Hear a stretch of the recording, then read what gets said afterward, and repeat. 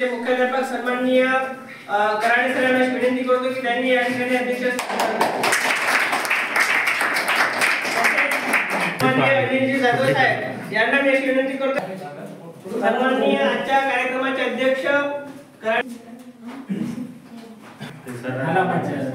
Photo येताना हे बघ याचा याला पाहिजे पेनवर तिकडे होत्या सांगते अरे तिकडे वर आहे त्याचा ब्लॅक बोर्ड आणि फोटो निघला पाहिजे मात्र एक पाठवायला की तुम्हाला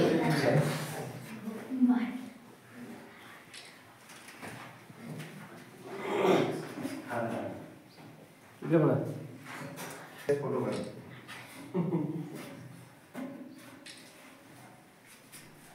आणि तो ब्लॅक बोर्ड आला पाहिजे नारळ कोणाचं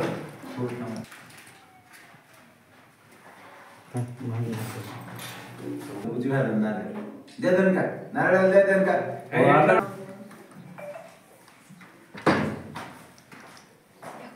अरे भाई नारळ काय होतंय अकरा त्याच्यासारख्या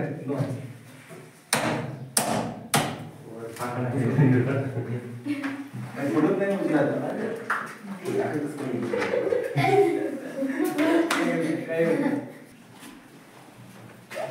सध्या उलटे चालणार आहे लोक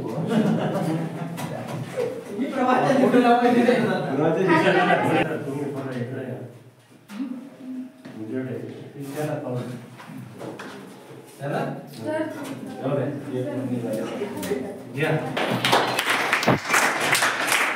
आपल्या शाळेतील वर्ग 9वीचा कॅप्टन काय म्हणले बंटी नरवडे करतील अशी मी त्याला विनंती करतो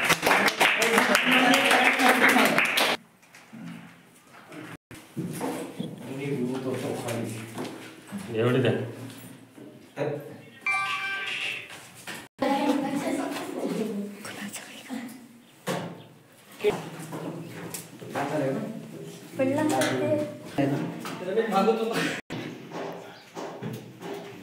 या ठिकाणी आपलं प्रमुख मार्गदर्शन करतील सविस्तर आणि सविस्तर सखोल असं मार्गदर्शन त्यांच्याकडून लाभणार आहे. आपण सुद्धा सर्वांनी त्यांच्याकडे एकदा टाळ्या वाजवून स्वागत करा.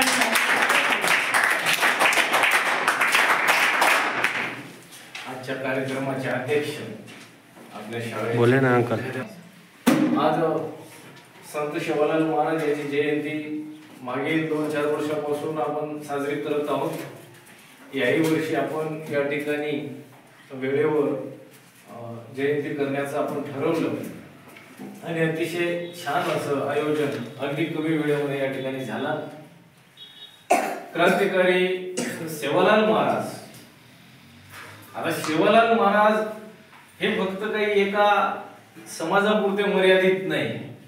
आपण महापुरुषाची जयंती का साजरी करतो? कारण महापुरुषाचे उपकार समाजावर असतात आणि त्याची उतराई म्हणून आणि त्याच्या विचाराची पुनरावृत्ती व्हावी आणि ते समाजामध्ये त्याची रुजवणूक व्हावी म्हणून जयंती पुण्यतिथी हे आपण साजरी केलं पाहिजे.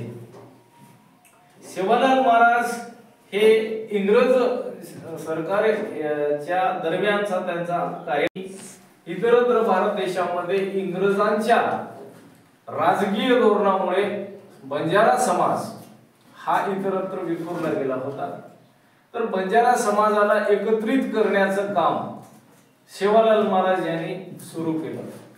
त्यासाठी सेवालाल महाराज फक्त पुरुषांना सोबत घेतले नाही, अजन्म त्यांनी विवाह केले नाही. सेवालाल महाराज समाजासाठी ते अजन्म कुमारे राहिले. सेवालाल महाराज अनेक तत्वे त्यांनी सांगितलेली आहेत जी आज तंतोतंत लागू होत आहे. सेवालाल महाराज म्हटलं होतं बंजारा समाजामध्ये त्या भाषामध्ये म्हटलं होतं की सोनेरो सिंग भेज आहे. सोनेरो सिंग भेज आहे म्हणजे सिंग म्हणजे काय? सिंग काय असते? एक बैलाचं गायचं सिंग असते. सोनेरो सिंग हेज आहे म्हणजे एक बैल तुम्हाला 50,000 एक लाखामध्ये मिळेल अशी त्याने भाकीत केलं होतं. रपिया कटोरो पाणी वग जाय. रपिया कटोरो पाणी वग जाय. पाणी म्हणजे काय? पाणी 1 रुपयाला एवढंसं कटोऱ्यामध्ये तुम्हाला पाणी मिळेल असं भाकीत केलं होतं. आणि खरंच आपण 10 रुपयाची बिस्लरीची बॉटल घेऊन आपण पाणी पित आहोत. रुपयावर 13 चणा मग जाय म्हणजे 1 रुपयामध्ये 13 चणे मिळतील. आता आपण ट्रेन मध्ये बस मध्ये जेव्हा जातो तेव्हा खारे मुरे म्हणून ते विकायला येतात बा. खारे मुरे खालाव का, भाजलेले शेंगदाणे आहेत, मोजून 13च राहतात त्या पाकिट मध्ये. हेलो राहतं काय मिस्त्री जाणले या अशी गाडी पर परिस्थिती निर्माण झाली. त्या काळामध्ये त्यानं ते आंघोळ हे तो जान लिया मग म्हणलं शाळा काही पलकेर वात मलकेम चले जाय. पलकेर वात मलकेम चले जाय म्हणजे त्यावेळेस मोबाईलचा आता पत्ता नव्हता, काही नव्हतं. त्यावेळेस त्यानं म्हटलं का पलकेर वात मलकेम चले जाय म्हणजे एका क्षणामध्ये, पलक म्हणजे एक क्षण, पल एका क्षणामध्ये गोष्ट इकडची तिकडे जाईल. आणि खरोखरच आता एका क्षणामध्ये आपण मोबाईल व्हॉट्सअप करून एका क्षणामध्ये इकडची गोष्ट तिकडं जाऊ लागली. व्हॉट्सअप केलं का विदेशामध्ये कुठं आपण बोलत आहोत. तर असे एक महान कर्मयोगी त्यांनी समाज सुधारवण्याचा विडा उचलला. त्याच्यामध्ये 62 जोगणे आणि 52 भैरू याचा समावेश केला. त्यानं भैरू म्हणजे काय तर पुरुषांना समाज परिवर्तन करण्याचं काम त्यांनी सुरू केलं. त्याचबरोबर 64 जोगणे म्हणजे स्त्रियांनी सुद्धा समाज सुधारवण्याचं काम करावं अशी इच्छा सेवालाल महाराज यांची होती. त्यांनी फक्त बंजारा समाजापुरते मर्यादित नव्हते. त्यांनी कोरून साई वेस म्हणजे कोर म्हणजे इतर समाज, हे सर्व गोर म्हणजे बंजारा समाज. म्हणजे त्यांना असं नाही भेदाभेद केलं का फक्त तू एकटाच बंजारा समाजाचा बनव.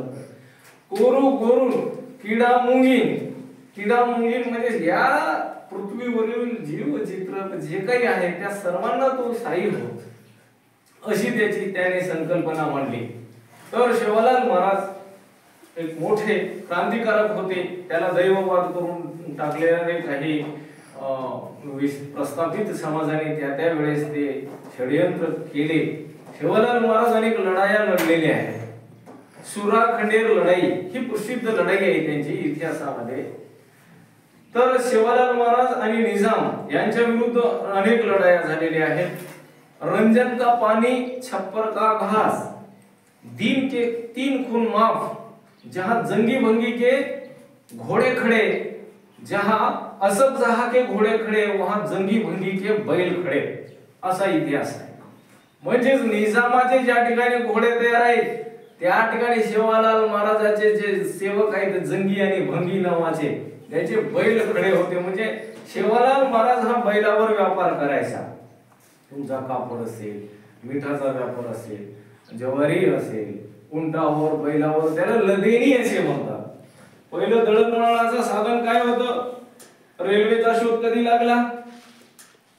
रेल्वेचा शोध 1853 ला लागला. पहिली रेल्वे कुठून कुठं धावली? पुणे ते ठाणे ते मुंबई.